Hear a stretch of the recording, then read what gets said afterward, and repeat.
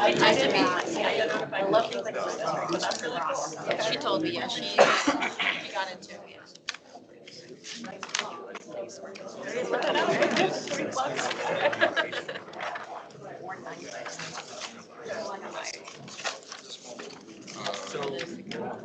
Fasciitis. This or not.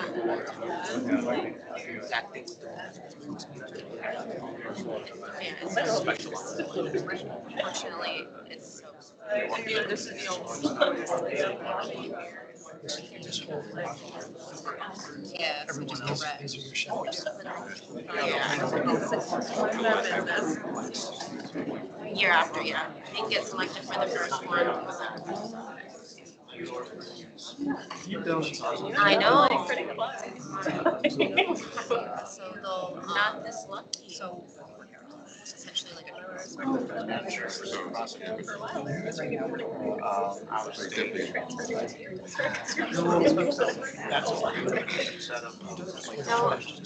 yeah. Really. Because there's only one who got selected, but then she left. Well, not venture. Staying home like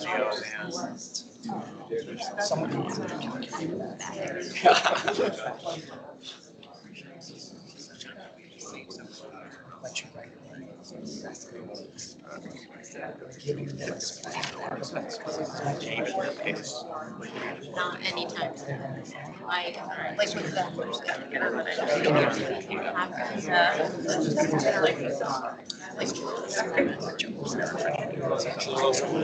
Footage of license from I mean, I was here in elementary school. So it was a big change for me. January, July, I have another Right, and then I moved to Boston for college, and then after Boston. Otherwise, I have to tell you to come back. So this is, I just did a home day. Look bad. Right, that's a good memory. no, I'm sorry, South. Size of subscription count. And then if we go get their job done, they can't start. Oh, I already did that one, so that's. And if they do start. And then we were in the trailer. I got one. So that was for like 6 years. I can find out my gold radar. I don't hero was a.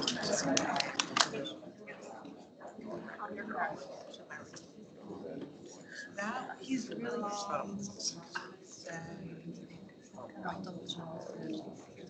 they need us.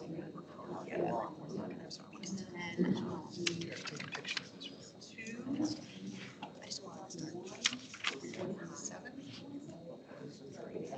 right around that time.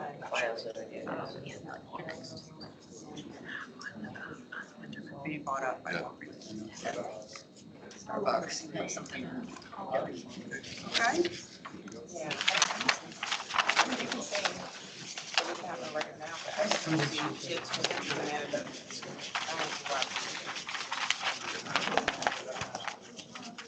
Anything that has to be there.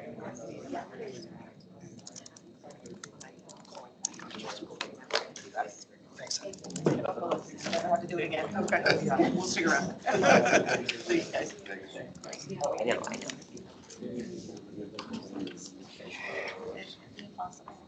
All right, we're going to move on to the remodels now. Is Shelton Pharmacy here? Shelton Pharmacy? Let's go to the remodel. Hancock Pharmacy number 3,152. Hancock Pharmacy number 6. Wait for you. I'm good, thank you. Abhinav Chalasani. Oh, no. Stand up. Raise your hand. You swear to tell the truth, the whole truth, and nothing but the truth, so help you God. For the record, since this is remodeled, will there be any sterile compounding or non-sterile compounding? And you'll attest that, will there be any computer system that's outside the licensed pharmacy area? And you attest you'll follow all the, I know, yes, I see.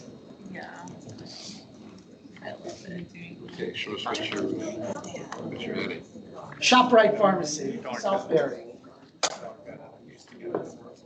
Hey, down. Hello, how you doing, sir? You're not bringing out everybody. It looks like the Torah. I tried to make it a little bit bigger for you than I did last Could you time. raise your right hand?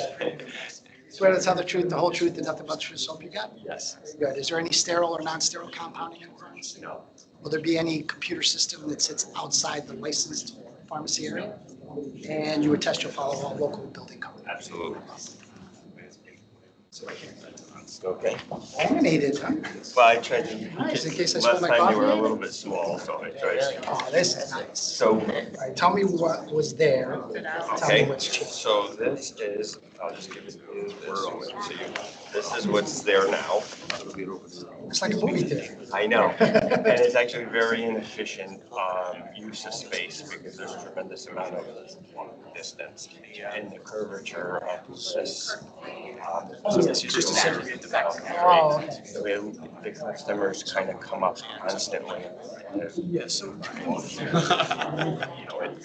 this is not ADA checked here. This is obviously for pickup and drop. It's really hard to have people come. So basically, is it just the front counter that's being changed? It's a little bit more, The idea was when this gate closed, it cut off all of the diabetic supplies, family planning. Because the gate, TCs were cut off. yeah, some of the ODCs were cut off. So we wanted to get rid of that area, and so we would square it off here and cut back a couple of gondolas here. And this way we would be able to Not big pharmacy. ask for pharmacy, so like cold and cough and stuff to the pharmacy. It's good to go last, you get to see what happens. Countertop there. I swear to tell the truth. This is over here. We're bringing some of the And computer systems outside the licensed pharmacy. Good, and you will test it.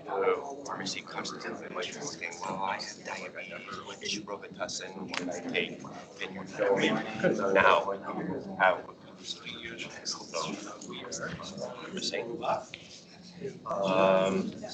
and so just kind of basically just cutting off giant here, in a vaccination room, and a little bit more of a waiting area here. Had products, like guys products, so Students with us? we have to move here. So now you have like a formal kind of sit down area, vaccination room, Just so which is you guys also know for what's. private consultations. Approve all new pharmacies and remodels. You only have a finite number of control. They just went out there without something that's in their hand that should be approved. Where We the can top follow. open. It'll be a nightmare. So we Together. make sure that all the So it regulations is- are met, security is Quite a met, bit of give them stuff. some advice from our expertise on the board. Over here, And that's what happens. safe, this is It's an exercise that we have to Needed do, in- and it's very valuable. we Michael, have you're a here? computer here, so the pharmacist or one of the pharmacists could do MPN and have a phone consultations, whereas over here, the phone is here and the pickup phone is here and the phone over here. Yeah, yeah, so it kind of solves, so safe, and then we have a refrigerator under counter here. We have a refrigerator under counter here. And this is a large, and then this is a large substantial. Yes. For one we designate a weekend. 100%, yeah, absolutely. Yep, handicap accessible. Although we actually get a couple of more computers, which helps as well. And we'll also move registers from where we only have one register to ring out. Super busy, will have. Yeah, she identified, she knew. It's like Norway. Will be the pickup and drop off. Smoke counter, and that's where we'll be able to do about as well. I feel like my interactions with you. Yeah, definitely. Like I said, these counters will be lower. It's down here and another here.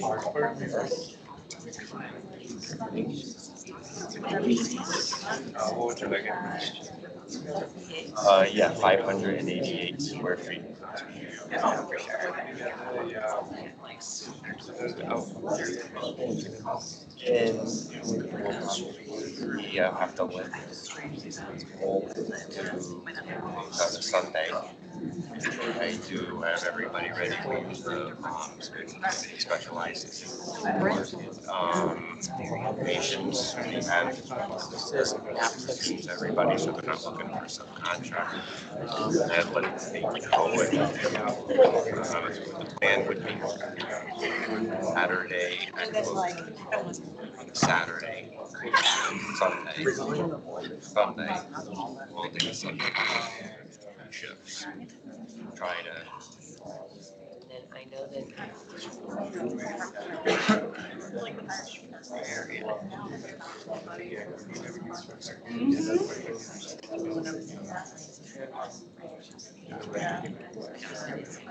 I have the pharmacist on site working at all times, 4 hours a day. All right. You want to keep these? You want to keep the new one? yeah, how about we keep Sure. I'll give you the existing, and then I will give you the existing and then the new quote. give me that paper? I want to make sure we got it. What did you think? How you doing over there, Andy? Good, just got done. I think he's got everything. That's good. That's all. We'll just keep one. Yeah, No I'll changes to it? Changes to it? No. Great. Have How everything well there. it's done, I mean. We're gonna bring like some of the most customers, the most amount of pharmacy.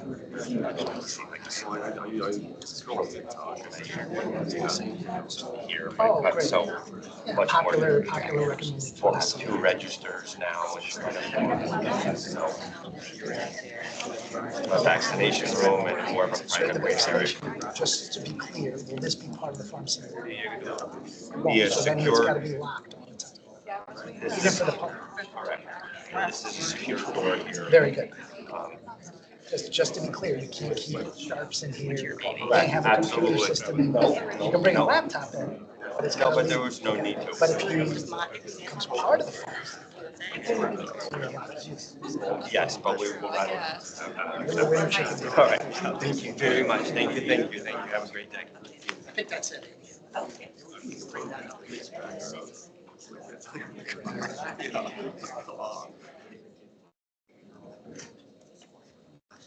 I lost the pharmacy. Stanford. Go.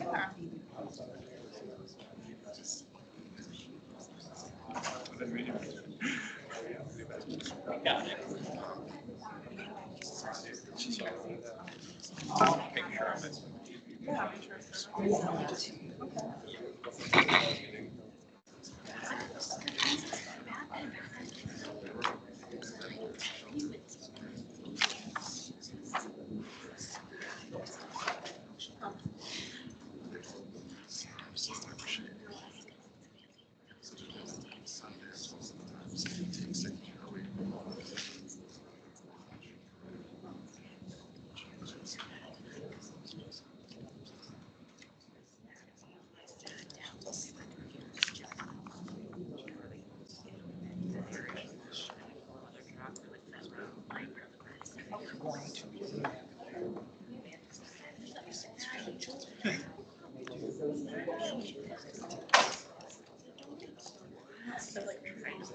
He's in his car.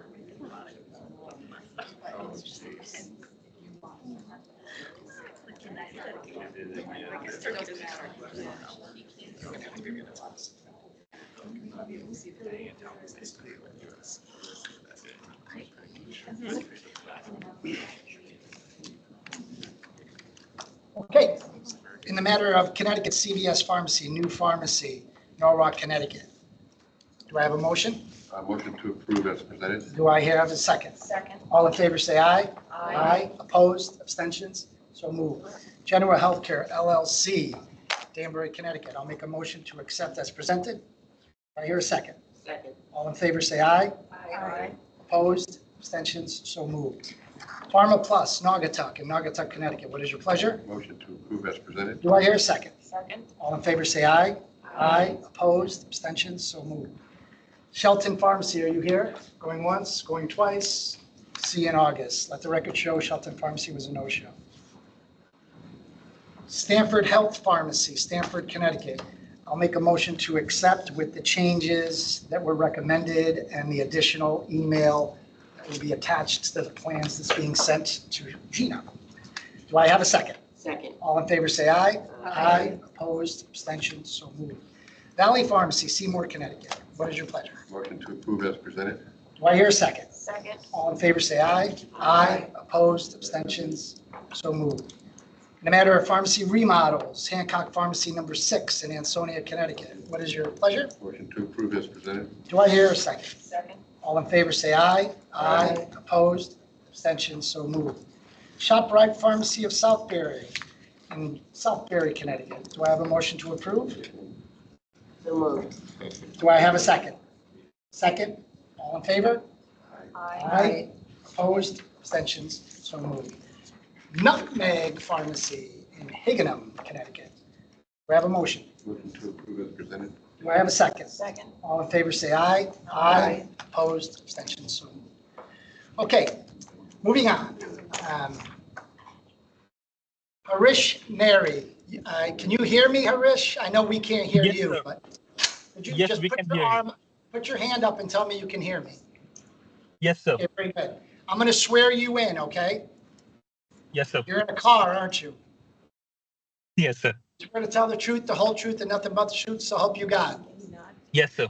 Nod your head. Thank you. I tell you to state your name for the record and spell it, but since you can't, Gina, can we? Harish Nairi.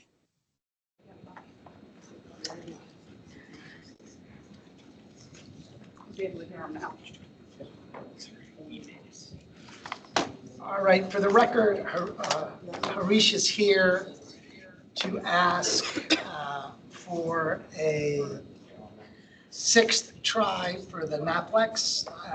It's our understanding, Harish, that you've taken it 5 times, is that correct? Yes, sir. And could you tell us what states you've taken it in and what time periods? So the last I have taken in the month of April, and couple of more attempts I had taken in 2017. And what is your ask of the commission today? So I am requesting the board members to allow me one additional chance so that I could help myself to be a pharmacist and I can do something to the community. So what I've learned or educated, so I want to do and cross this line this time. So I need one additional attempt from you, from the board.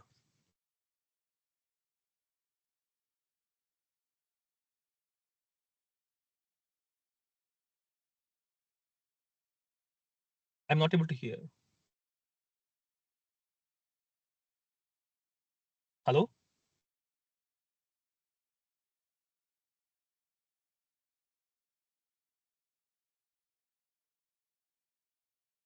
Harish, where do you live? What's your state, what resident state?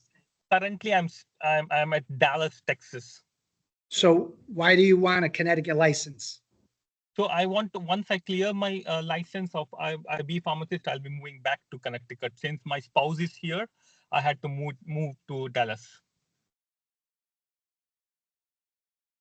What makes What makes you think you'll pass it the sixth time? So the last attempt I did quite well. The only thing was because of the pressure of the fifth attempt, I had a little high on the anxiety and I had a tough on time management. So only on compounding part I did not do well. So I have taken a course on ASHP last week. So I have done face-to-face learning on compounding. So I feel I do better in that part, which I've not done well. So I'm hopeful that this time I should be crossing the line.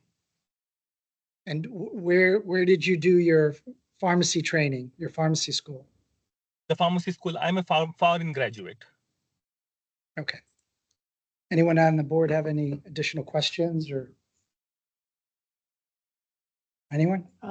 Yeah, I'd like to, are you working in a pharmacy now in some capacity? Yes, ma'am. I'm working as a technician. Okay. Any other questions?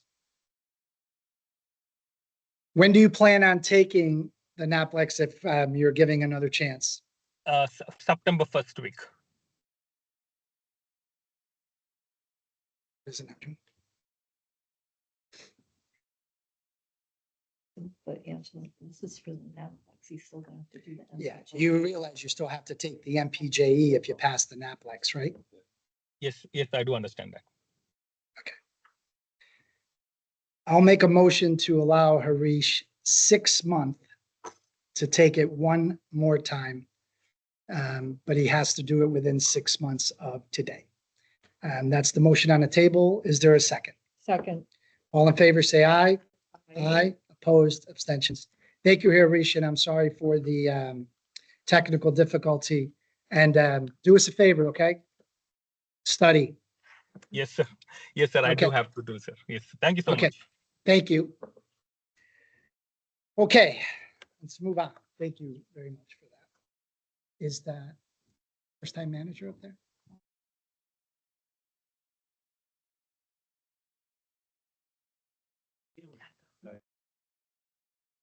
Oh, it's illegal. It's from the state of Connecticut. Come on up, Katrina. Come on up. You can shut that off. Echo.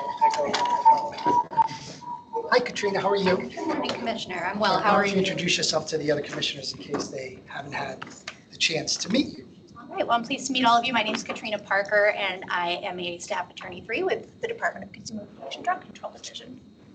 Very good. Let's start. Case number 2024-3107. What can you tell us about this case, Attorney Parker? So this is a case of a licensed pharmacist who, during the course of a routine inspection by the drug control agents, was found to have committed numerous violations.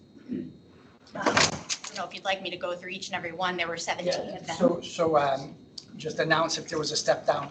There was a step down, and it was Commissioner DeFazio. No, I think, was this one a record?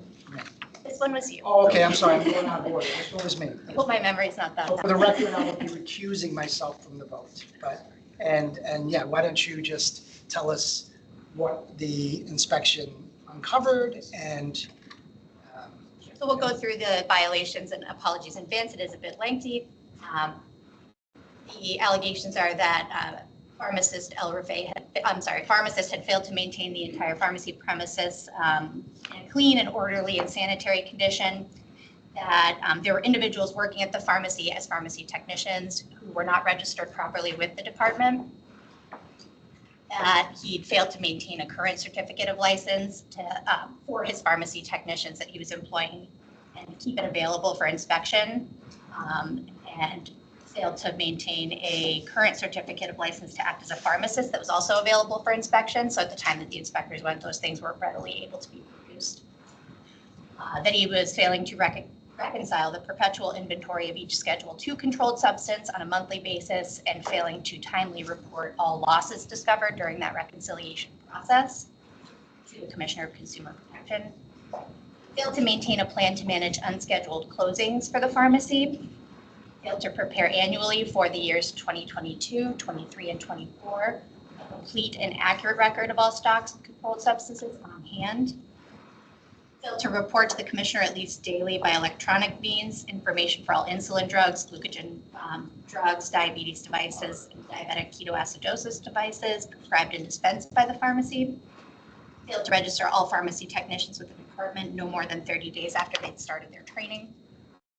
Failed to maintain a written record documenting the initial and continuing training of the pharmacy technicians and containing the signature of the individual who received each training.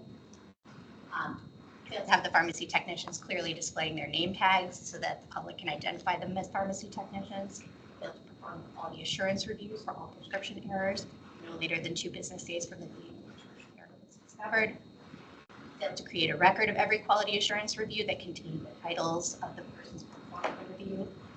Failed to create a record of every quality assurance review that contained documentation of the prescribing practitioner contact.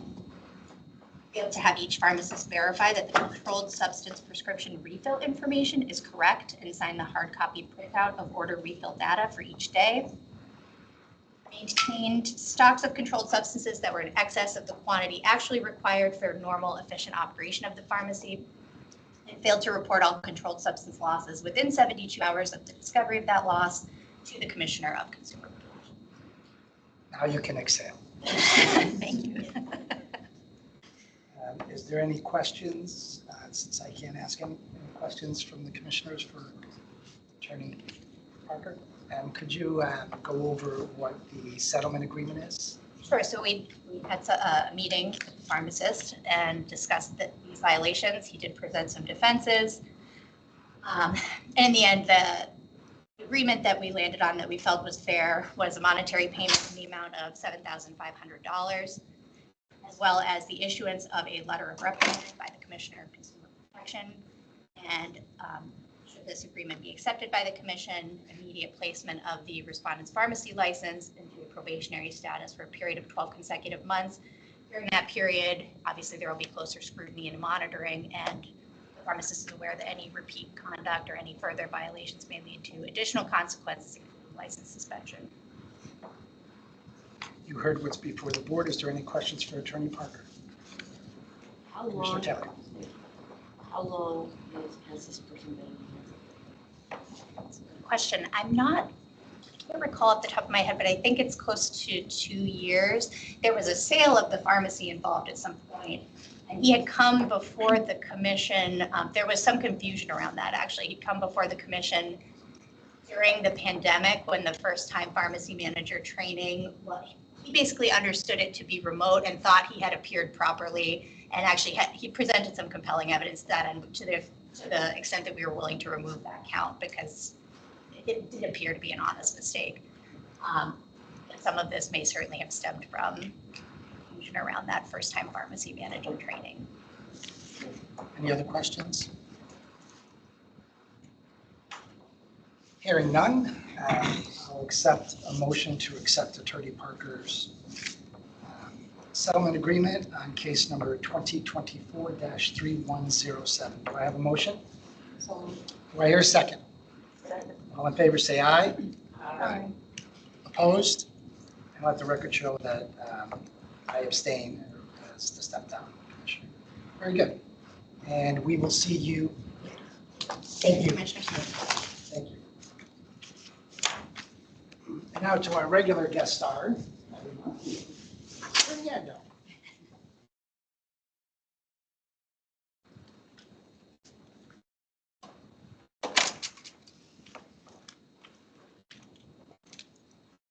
Commissioners. Good morning, Esquire. How are you? How are you? Good, thank you. Happy summer to you.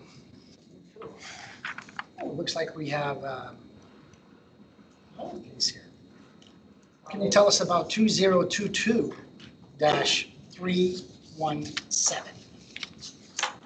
You have correctly identified this is an old case, been around for a long time. The respondent here is a Connecticut pharmacist who was investigated following an anonymous complaint.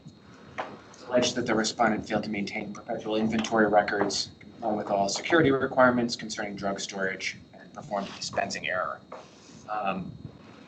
With regard to some of the specifics of that, there were two issues ongoing with the perpetual inventory records. One was that on his appointment to the manager position, this individual not timely reconcile all the records.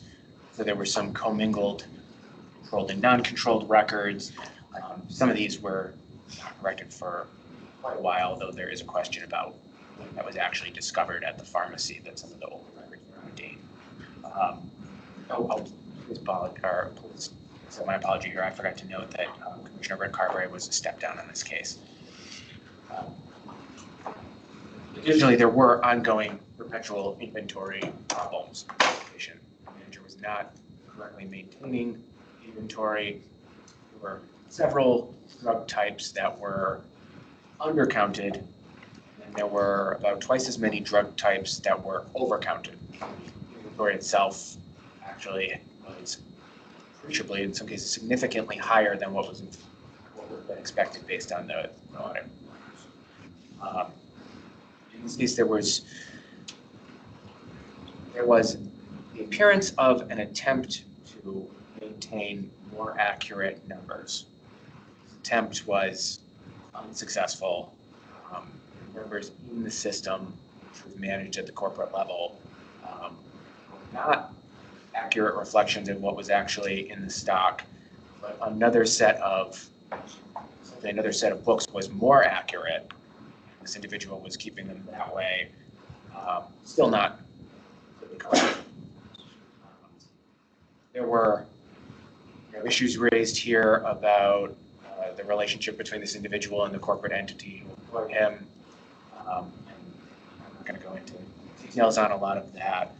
Eventually, this individual did leave the employee, resigned from their position, left this corporation, began to work in another corporation sometime after that.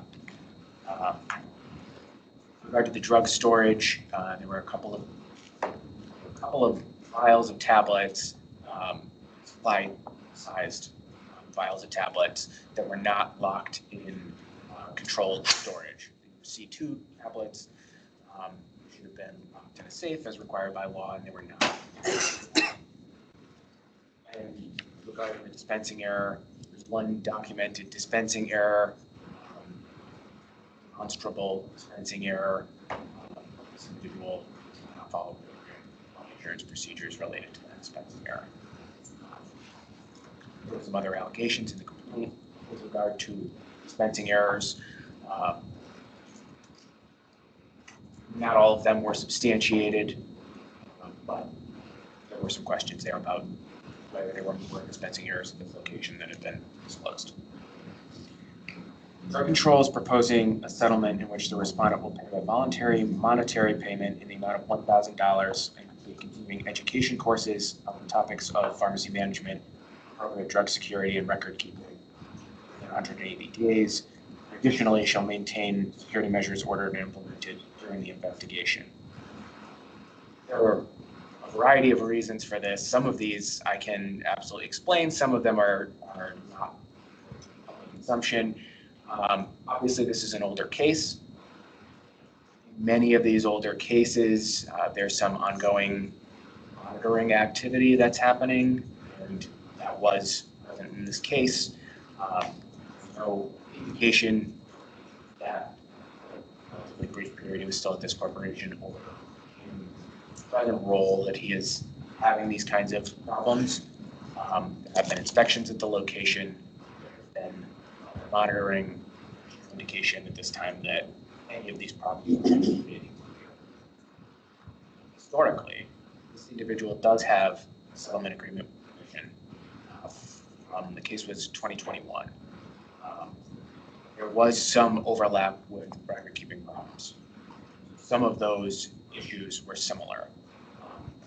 That was an enormously convoluted case that involved many.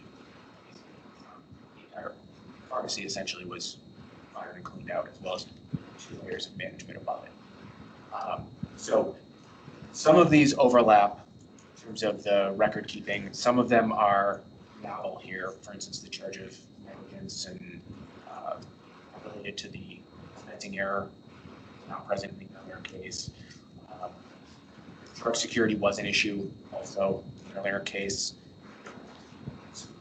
there was, without getting into the territory where I'd be claiming facts that weren't legally found, there were questions about who may have been involved in their case. So in this case, obviously it falls on him, the manager, to maintain the security. They don't appear to be having these problems currently. They look relatively low. I understand that that's going to be a reaction I hear from you all, probably. There are also, elements of this that are negotiated. So I'll say unless you have further questions. Any questions for Attorney Yanda? 180 days, 2022. So this is the second settlement for this particular pharmacist, this individual. So in the matter of 2021 and 2022, we had two.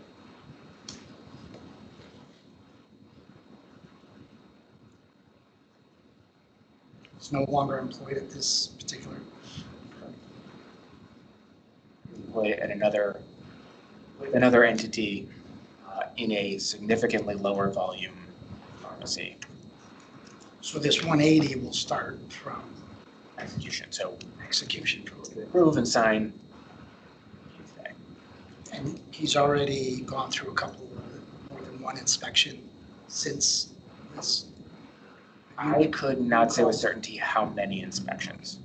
There has been There has been at least one, and there was no issues. There were no issues located at that time. Any other questions for Attorney Yanda?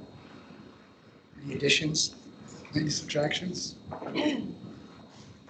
Hearing none, I'll accept a motion to accept the settlement as presented for case 2022-317. Do I have a motion? Do I hear a second? Second. All in favor, say aye. Aye. Opposed? Let the record show that Commissioner Carberry has recused himself. Let's move on to case number 2023-2206. What can you tell us about this, Attorney Yanda? This case involved a Connecticut pharmacist who was investigating notification of an untimely death from the medical examiner's office.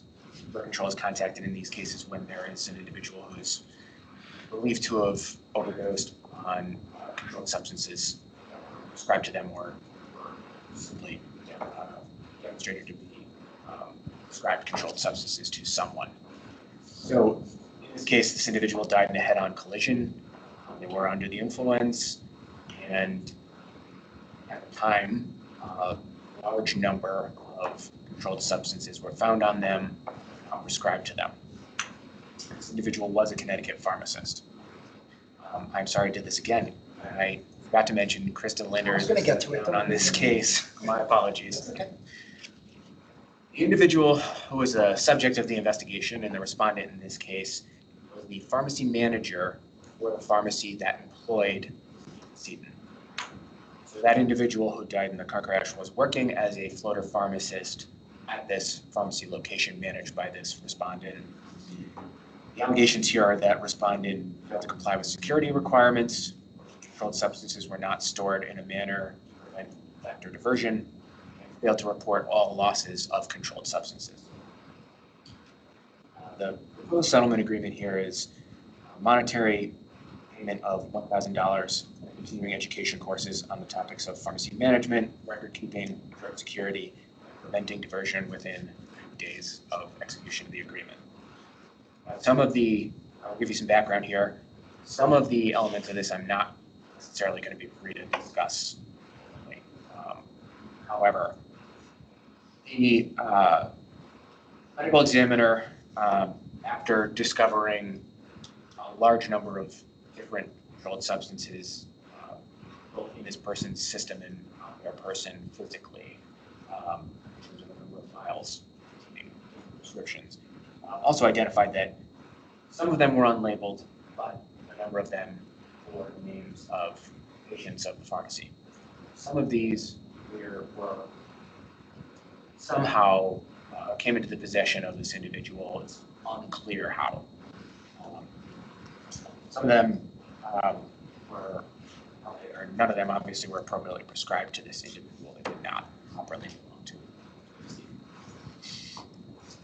One of the things that was uncovered during this investigation was a partial fill type of standard operating procedure that, as I'm sure the commission is aware, can create some potential holes for drugs to slip through.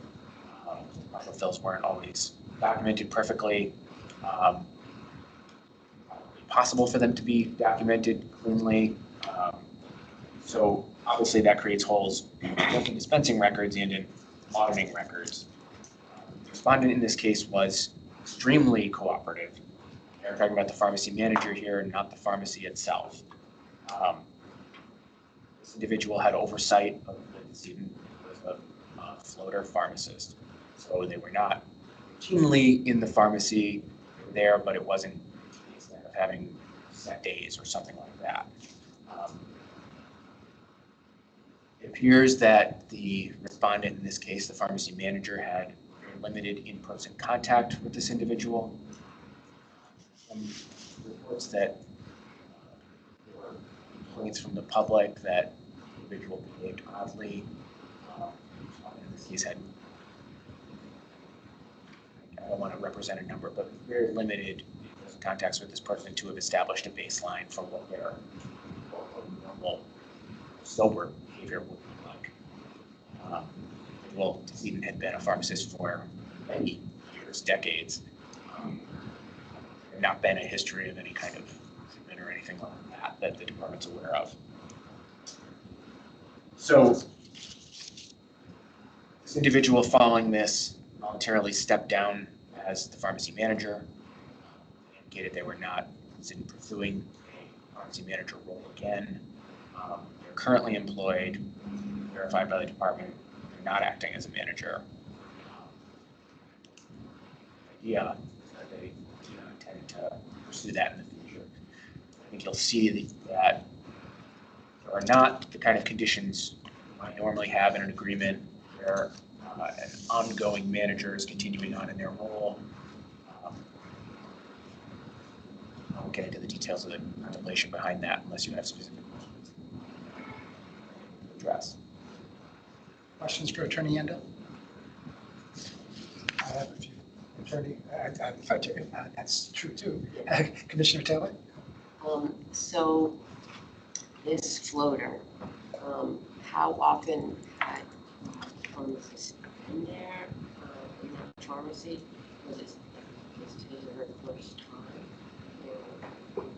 The floater had been there, I couldn't tell you exactly how long, but he had been there for a while. He was known to the staff, he was known to some patients. He wasn't this is his first day type of situation.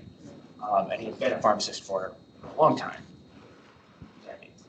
The manager, in terms of duration of employment, the manager was a more recent hire in the floater.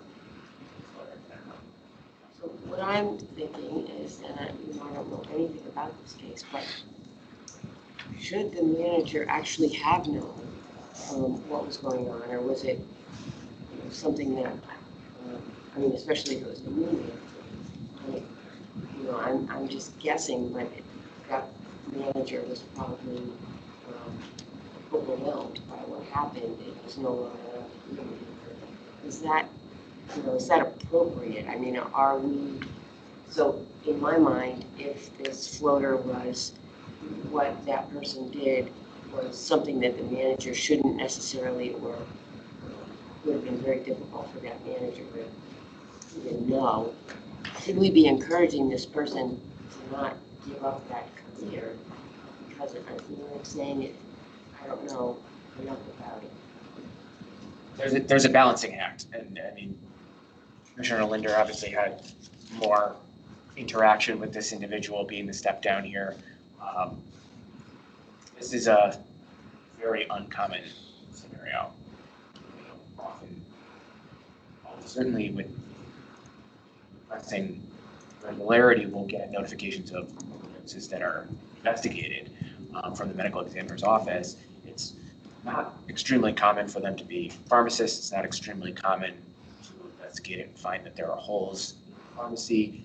If those holes are found, it's probably more common to be able to identify very specifically how it happened. All I can really say is that balancing act, and we are considering a lot of different factors with these agreements where the department approaches these from a human perspective, and we try to Kind consider. of, I guess, my bottom line. Any other questions for Julie? Did the pharmacy manager hire this staff pharmacist? And is the pharmacy itself, is there any charges against the pharmacy itself? I'm not aware of charges against the pharmacy itself at this. And this pharmacy manager is no longer employed by the pharmacy that this took place in? So just for me, there was a staff pharmacist. Oh, did any of the employees tell the manager or whoever's in charge at this pharmacy that this staff pharmacist had issues? Did anybody, an employee, since the pharmacy manager, it doesn't seem worked side by side. It sounded like a floater who covered days off, right? Basically, essentially, yeah. Since the pharmacy manager was probably off on those days, that's why you have a floater, didn't have interaction with them. The technicians, clerks must have had interactions. Did anyone complain and say, hey, there's something wrong with this guy? I don't have legally established facts to make a representation. There's some indication that there may have, at least one point, been a reason to think that there might be something that would be worth looking into. Okay. I could not tell you how that was addressed or what conclusions were drawn from the process of addressing it. See, my issue here is somebody died, and without question, they were breaking the law, both ethically and against the law. A pharmacist was taken, those patients belonged to that pharmacy, right? Correct? They weren't labeled as- Some of And they were partials. So no question that person broke the law. They stole medication, they became intoxicated, and unfortunately it led to their life being taken. Was the environment that this particular manager was running, or this particular pharmacy, so that there wasn't checks and balances or mechanisms in place to say, hey, what happened to that partial? Why is it missing? Or, so that's what I'm having a tough time understanding, as well as the consequence or the settlement to go with that. Is this pharmacist no longer here as a pharmacy manager? Yes, he attests that he's only wants to be a staff pharmacist, but tomorrow he can send a letter to Gina and say, I'm the new pharmacy manager at Angelo's Pharmacy, number 5,432, right? So there's nothing in this settlement that stops him from becoming a pharmacy manager again, or at least limits his ability to become a pharmacy manager again, him or her, I'm not sure who wrote that, to become a pharmacy manager again somewhere else after certain checks and balances and not reporting missing drugs, and the system not being repaired. So that's where I have a concern. I'm not sure what the other commissioners think, but the fine is the fine. That's the fine. Yeah, he could take some classes within 90 days, but tomorrow he can still be a pharmacy manager again. And whether or not it's fair or not that his actions or his lack of supervision, especially when it comes to inventory, drug controlled substance inventory on the partials. And all of us that have worked retail know that could be a difficult thing to balance, but there's all kinds of systems now put in place that are easy to see where partials go and how they're dispensed or put back in stock. That perhaps there should be something there, a letter of reprimand plus can't be a pharmacy manager for X period of time, or once he becomes a pharmacy manager, he's on probation for X period of time. And that's where I'm coming from. And that's what my ask is, and I'd like to have an open discussion with the other commissioners, what they think. Can I make a comment? Sure. When I look at this, I separate the death from the manager. I don't think we can draw a conclusion that the actions of the manager, negligence or whatever it would be, necessarily contributed to the death because it was in a car. There could be tons of mitigating factors that caused that accident, and it just so happens that they were under the influence. So I'd like to separate that, in my mind, at least separate that. Here we have a manager that, you know, we, like you said, we all work retail. We know it's very, very difficult. You can have the best inventory management system. It's very difficult to be on top of every controlled substance. It seems to me that this individual recognizes that being a pharmacy manager is a pretty significant lift, and recognize where they stand right now. They cannot do that. So from my standpoint, I separate the death from the manager's actions, because there are too many things that could have contributed to that. So since you believe that you can't handle being a pharmacy manager, That can be temporary. there's nothing here to stop him from becoming a pharmacy manager, him or her becoming a pharmacy manager. But then the question would be, in every diversion case, then we should stop all of those managers from being a manager. And I don't know, do we have a history? Have we had an issue? Like, Each case is different, though. Each case Yeah. is very different. and so that would be my only thing. Now, in the case, if this was occurring, that would make sense to me. But It sort of sounds like the manager was remiss in some very basic duties, right? That's what you're getting at, That's and right. forward-looking. You How speak could- so much better than I do. You have better words than I do. I like that. Thank you. Thank you for understanding. No, but forward-looking, right? We generally try to keep an eye towards the future, right, in the spirit of protecting the public. So if this individual probably didn't have a good grasp on the importance of the core duties of a manager, and so leaves this organization, goes somewhere else, and then again, as career progressions occur, right, probably could be a manager again soon. So, you know, I guess if the intent here is to, you know, help them to understand those responsibilities, even though they're kind of closing that chapter for this point in time.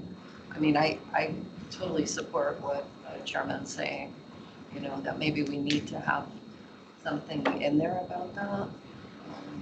Can I just make a general comment about sort of this situation with managers and how it relates to our end enforcement goals?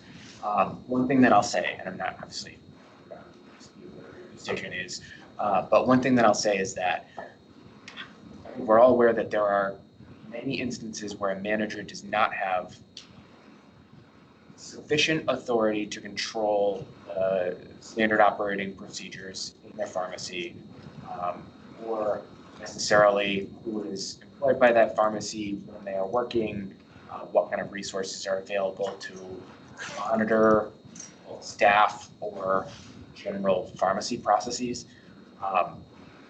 So one thing that I would comment on just from an enforcement goal perspective is that while an individual who would be maintaining a pharmacy management position, continuing in the same position as a sort of career assumption based on where a case resolves, or an investigation resolves, I should say, that individual is more likely to be in a situation where an agreement might place conditions on their license, create a monitoring type of program so that they would be in some way either responsible in an enhanced way for another future problem, or would be sort of forced to do that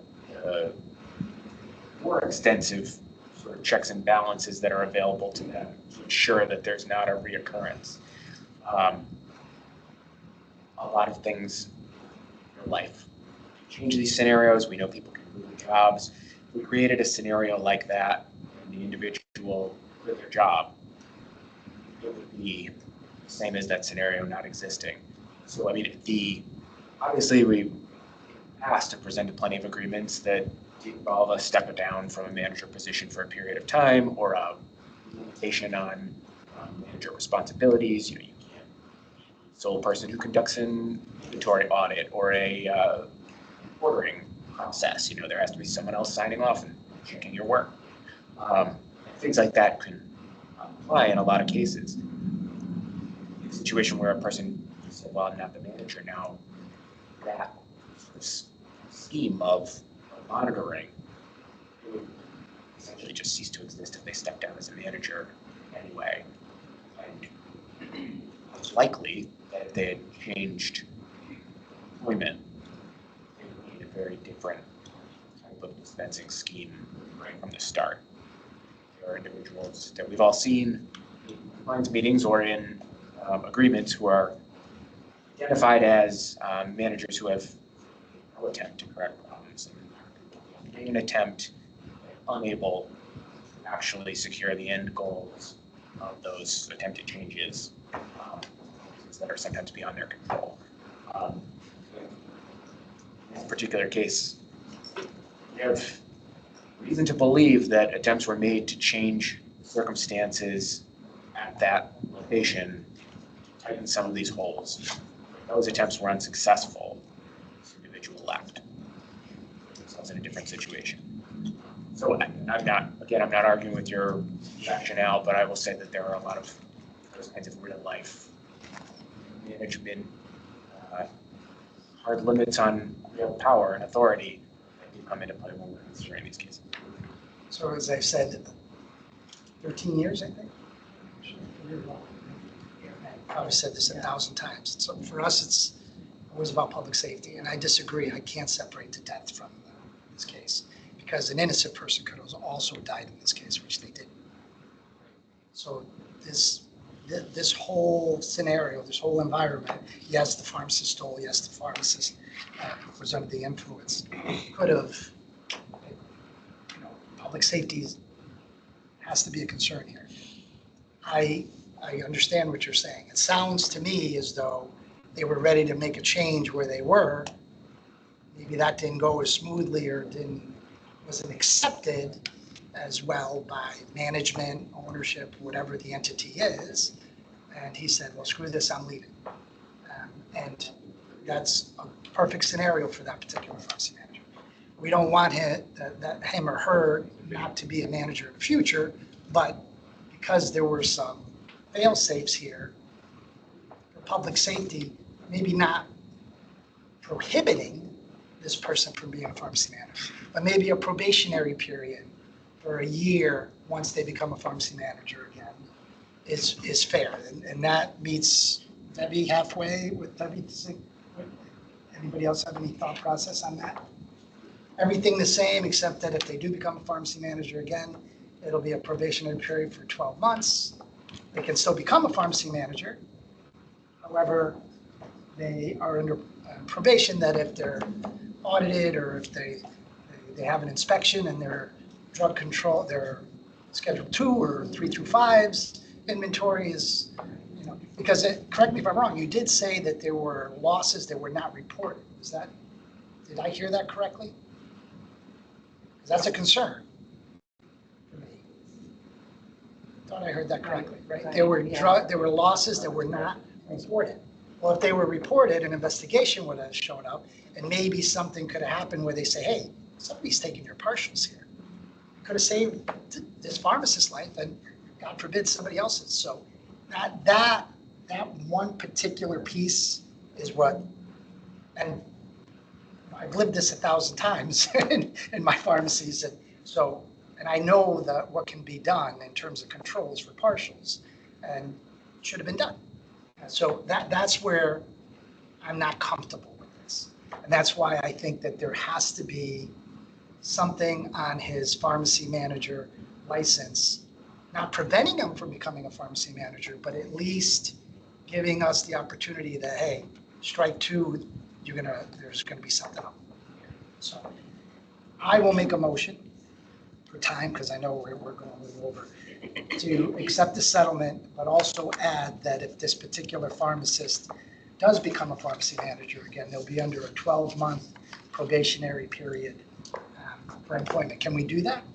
I think we have a couple of options here. One would be that I could rescind this, or the other could be a denial of the agreement.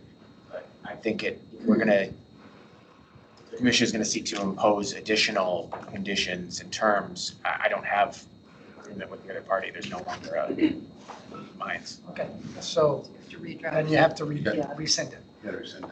So, This individual has already paid. so I'll make a motion to not accept the settlement agreement on case number 2023-2206. Do I have a second? Second. All in favor, say aye. Aye. Any opposition? I oppose.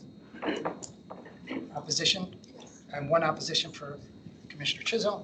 Any abstentions? And let the record show that Commissioner Linder recused herself in this. Very good. Anything else before the board today, Esquire? I just realized that I forgot my notepad where I wrote out my case types that have come up since our last meeting, so I don't have that with me. That's quite all right. Reminder of your obligations as a pharmacist and manager under the new law to report to Haven or some other authority or control. Suspect someone is under the influence and could be endangering public safety. Probably timely in the Timely context in of this this. case, yes.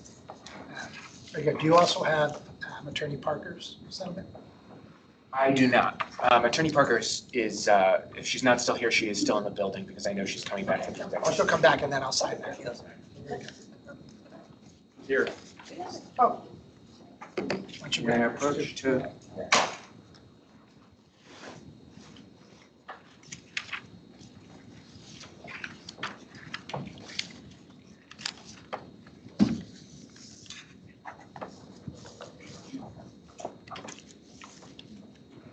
Very much. Thanks, Michael. Thank you. I'll sign that for you. I'll be back with another one Yeah. for the end.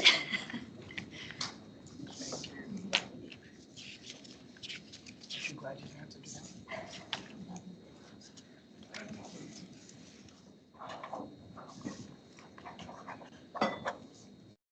Thank you. Okay. Very good. Okay, let's see what's next. First-time managers. If you're here for first-time manager, just stand up and line up in front of the desks here. So this is the part of our program where my linguistics get tested. Everyone line up. Oh, my. Hey, Gina. Like, I know there's, oh my God, I can see Sandra. Sandra. How have you been, sweetheart? Good. How are you? Good to see you. Good, good. How come?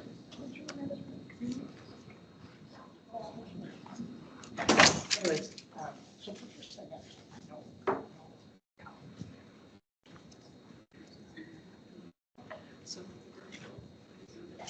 I know, Sean.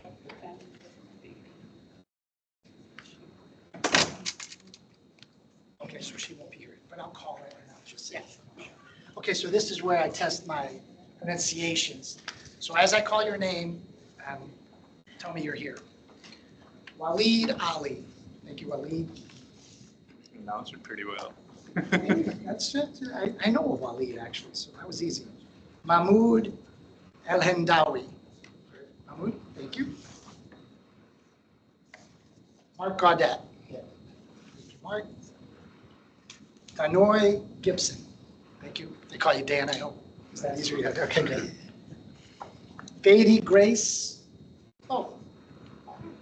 Bobby. Shelton Pharmacy. But you weren't here to present the new pharmacy application. I did it. Okay, because, right? Wasn't that Shelton Pharmacy? Yes, so, Okay. Chair, the email was to show for present the application and first-time manager. So you're going to be first-time manager, but you don't have a pharmacy yet? Correct. No, I just want to be clear. It's in the process of. Okay, but you didn't present today, though, so you know that we don't have a meeting in July. You have to present in August. Okay, very good. Just want to be very clear, Fanny. Colleen Higgins, hi, Colleen. Mohammed Khalib. Did I say that right? Did I say it wrong? How do you say it? Khatib. Thank you. Sandra Danielle Medina. Hi, Sandy.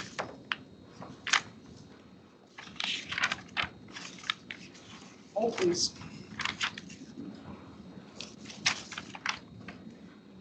Nicholas Moya. Moya. Is that French, Nick? Yeah. Got a C. Min Young Park. Nicholas Herdian. Herdian? And Heba's not here, right? She was going to appear virtually. Correct. This was the hardship case, wasn't it? Yes. So how's she going to be a pharmacy manager? I sent them an email earlier. Didn't get any response. Let her know she can't be a manager. Right. So I told her. I did send her. While the meeting was going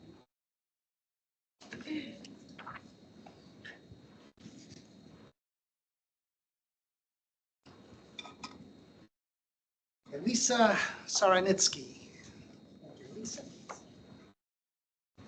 Robert Rivera. Thank you, Robert. And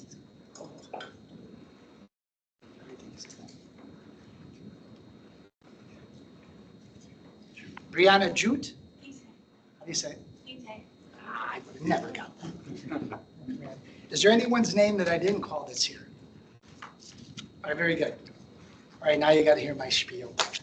So one of the first things I did when I became the chairman, I changed the order of the agenda, and I put the law piece before first-time managers. And I thought that was important because I think listening to some of the legal actions that takes place for a first-time manager, go, wow, I didn't think of that, or oh, I better be careful of that. So we're not here to be punitive, but we will be if we have to, as you can see. We're here to make sure that you run a very efficient, great work environment and run your pharmacy properly and follow all the rules. So we're still one of the few boards that have you appear to become a first-time manager. And we think it's important because, as you can see, the manager has an incredible responsibility at the pharmacy. Yes, staff pharmacists are incredibly important. They have responsibilities too, but it's the manager who is responsible for the licensed pharmacy area. Now, in some of the bigger stores that many of you are going to work for, that could be just the pharmacy department, right? But for some of the smaller stores, some of the independents or some of the other stores, that's the whole pharmacy. So you're responsible for the whole pharmacy. That is the licensed pharmacy area. So just to make that clear. I can't possibly go over all your responsibilities as a pharmacy manager. So you will attest to me that you'll go on the Connecticut.gov website. We have a great FAQ, frequently asked questions section there for first-time managers. I want you to go over that. Please look up pharmacy manager regulations and what a pharmacist manager's responsibilities are in the state of Connecticut. I can't possibly go over them, but you'll attest to me that you will do that homework for me. All right? So I want to go over some of the more common things we find. You've heard some of them, but I want to go over some of the more common things that our drug control agents find. How many hours a week minimum for a pharmacy manager? 35, right. Not 30, not 20, minimum 35. Now during COVID, that became an issue at some parts, and we had waivers for that during COVID, but that's long gone now. So minimum 35 hours a week. License expirations. Make sure that your staff pharmacist license haven't expired. Make sure you do all your continuing education. Make sure your technician licenses haven't expired. I used to just keep track of it on the calendar, but everyone's digital today. It's very easy to keep track of that. Just make sure that all that's done. Put yourself in the NABP vault for CE requirements or your other staff pharmacists. It's really great, especially if they're pharmacists that hold multiple state licenses, because other states have different CE requirements, and it'll update and keep you abreast of where you are in the CE process. Speaking of CE, because we dread January, no, actually it's February we dread, right? The February meetings of everyone that couldn't get their CE done for one reason or another. Now, we're not very lenient on that anymore because the excuses weren't very good. So anyway, so make sure you do your CEs. How many CEs in the state of Connecticut? How many hours? How many live? How many law? Very good. Another thing that we often see is tech ratios. What are the tech ratios? 2 to 1, 3 to 1 if certified, 4 to 1 if one is accredited for immunization, between the months of October and March. March, October 1st, October March to 31st. April 1. So during really busy times, you can actually have 4-to-1 ratio in a pharmacy as long as everyone is credentialed correctly. Very, very important. And in the near future, we hope there's also going to be an advanced technician license, but that's being worked on as we speak. Clerk registrations. Make sure your clerks are registered now. And I think this was a brilliant idea that we came up with a few years ago, is because everyone played the game, took the name tag, a technician one day, clerk the next, right? To beat the ratios. And I can assure you, the day that a clerk is helping you count tablets in the back or filling scripts is the day a drug control agent walks in. So make sure your clerks are registered, and it's great because look up the new law on clerk registration. Clerks can do a lot more than I think most pharmacists realize they can do. So make sure all your clerks are registered. Make sure they're wearing name tags. That always comes up that they didn't have a name tag on. In our pharmacies, there's a couple former pharmacists here that worked for me. No, we actually embroidered it on their jackets, and we had technicians wear different color jackets than pharmacists. So when a patient came in, they knew, oh, that's that guy in the white, he must be the boss, right? And rather than having name tags that they may not want to put on, we actually embroidered their name and their position on their jackets. So just come up with a way to make sure there's name tags or that everyone's identified correctly. Diversion, we don't want to talk about it, but it's very important. If you find an issue, how many hours to report it? 72, even if it's one tablet. Very, very important to report that. And as you can see, like some of the tricks that we used for diversion, the person that ordered it couldn't be the same person that checked it in.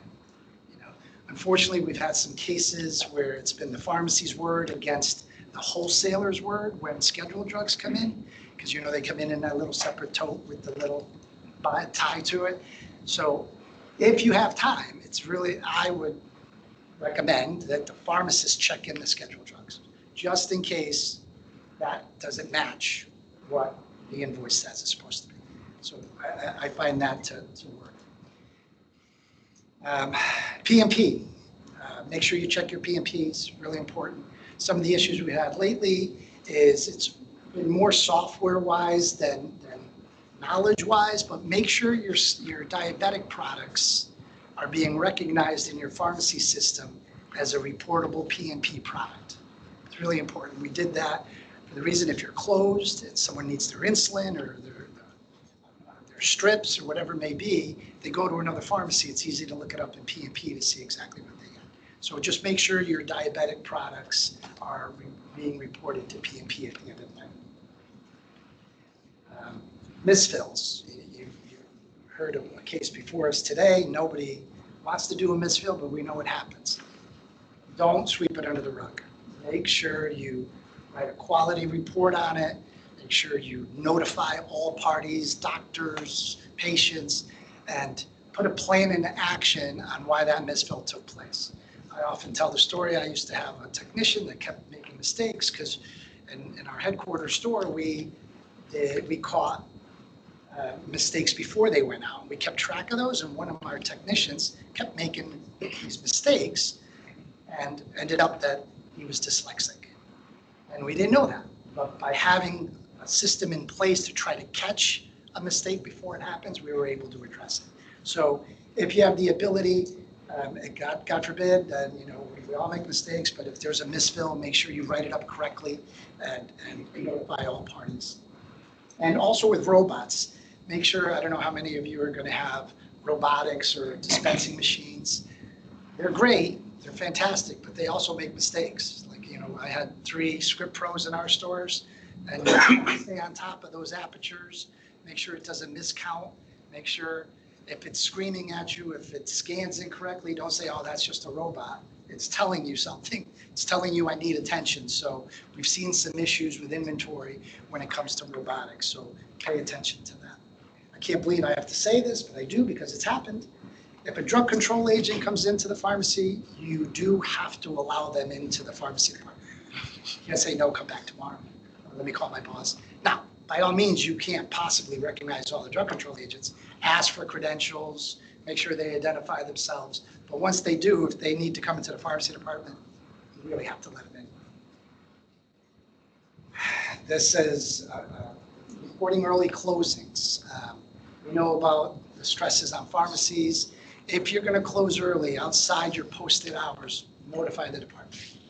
Notify the department, notify, like, for instance, if we had 12 inches of snow coming and you close at 6 and you decided you want to close at 3 o'clock because a patient hasn't walked in and there's 10 inches of snow outside. You have to report it to the department. Make sure what we used to do is look through the will calls and say, well, who's coming in? Let me call them. Are you coming in? For us, we drive by the house, drop it off. So just make sure you report all early closings to the department. And just make sure you report that. The other thing too is if you do change your pharmacy manager, you go somewhere else, and we've had this issue where a pharmacy manager's license is still registered with a pharmacy that they haven't been at, and then something happens there. So if you do move on, or go from a staff pharmacist to move on to be a pharmacy manager elsewhere, don't depend on your company to report that. You tell the department, hey, by the way, I'm leaving on this day and I'll be the new pharmacy manager here on this day. Make sure you let them know that. Naloxone dispensing, when you get the opportunity to do it. I know the statistics, Connecticut does very well with that. Record keeping. We've had more violations of running a sloppy pharmacy than ever before in the past couple of years. And I know how busy it is in the independent, in the retail pharmacy world. Record keeping is really important. You heard today record keeping. Make sure you do perpetual for your twos. Make sure they're reconciled monthly.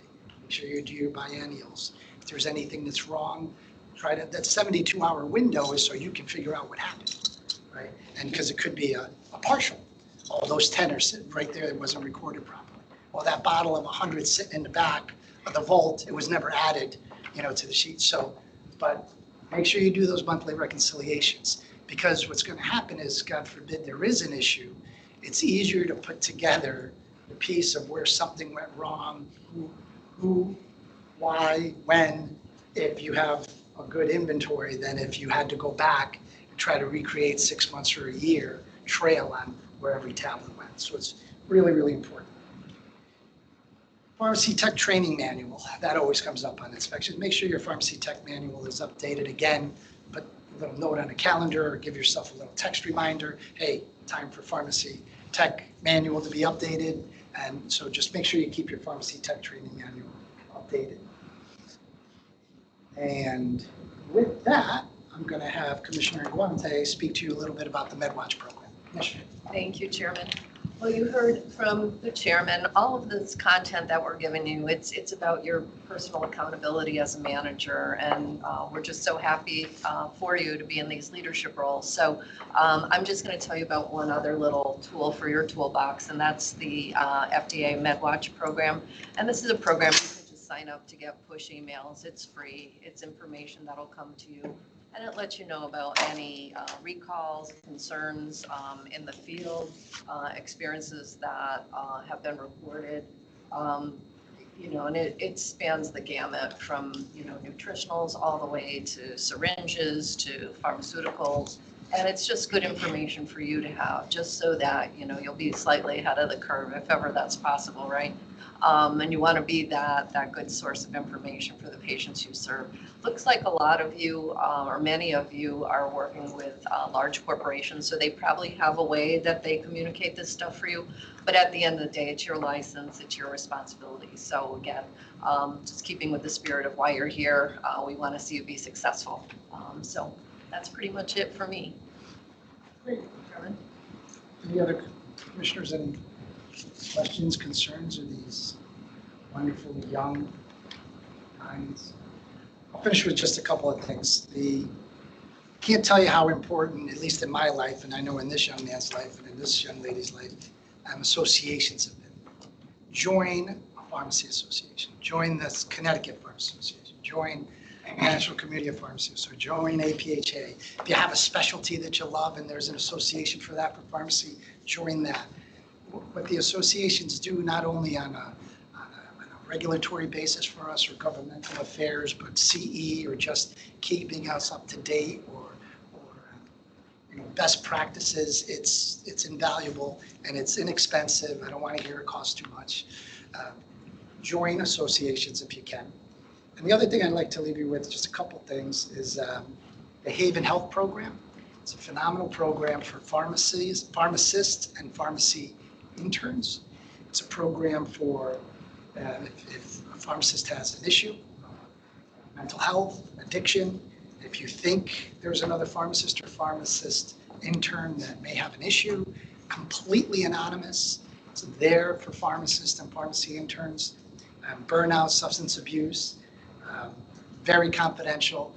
It's a wonderful program that the state of Connecticut has in place. You'll probably see a little checkbox when you renew your license, $1 or whatever the number is goes to the Haven Health Program. That's what it is. And just know that it's there if you or one of your colleagues needs it. And with that, I'll leave you with what I always leave. Do no harm, use good judgment, and understand that company policy may not be state policy sometimes. A company may ask you to do something. If it contradicts what state policy is, state policy always wins out on that one. So, any questions for any of the 200 and some odd years of experience on this board? Anything? Back to work. Thank you. All set. Thanks. I see. Good to see you. That's 40 hours.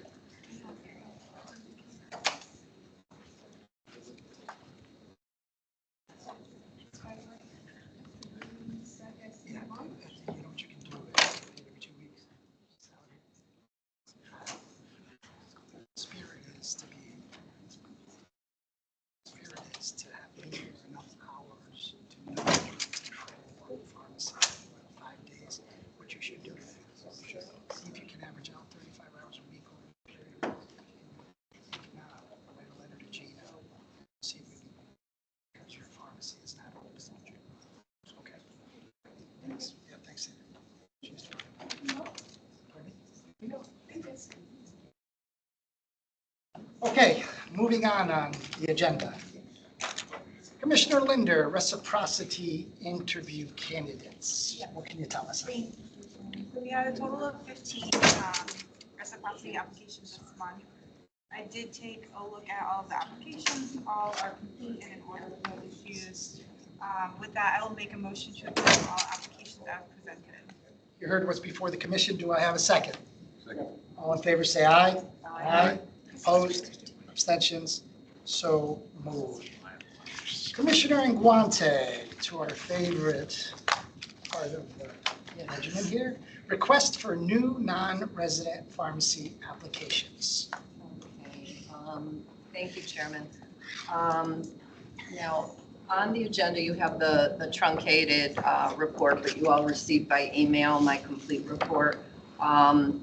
You have, under this section, I have one change, and that is the Bluestone 4 Pharmacy LLC doing business as the Greenstone Pharmacy in Miami. A lot of colors.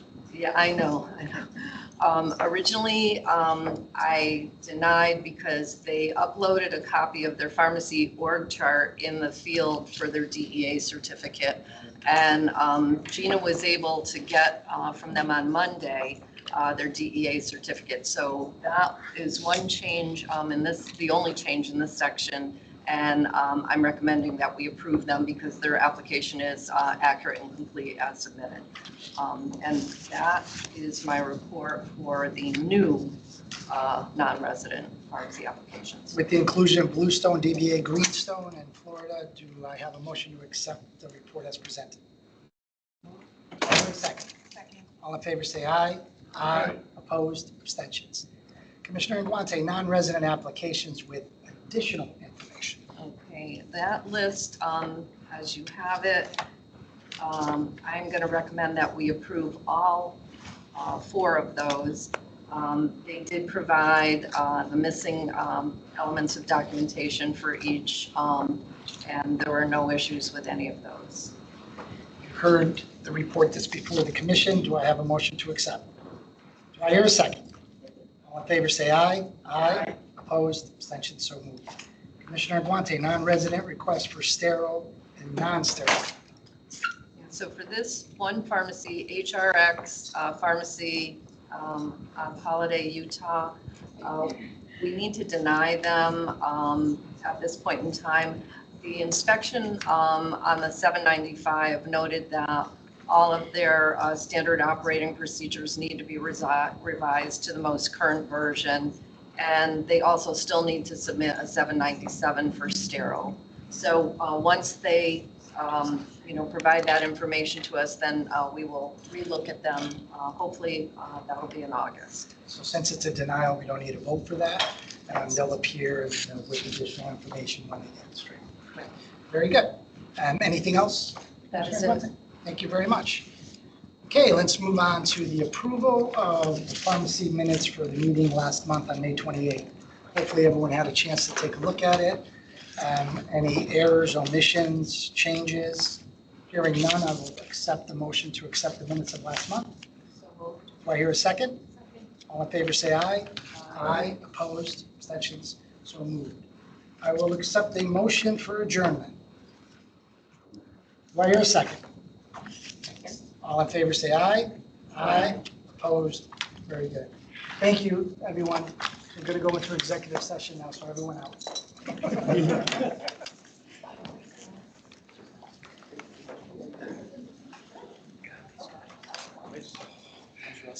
Always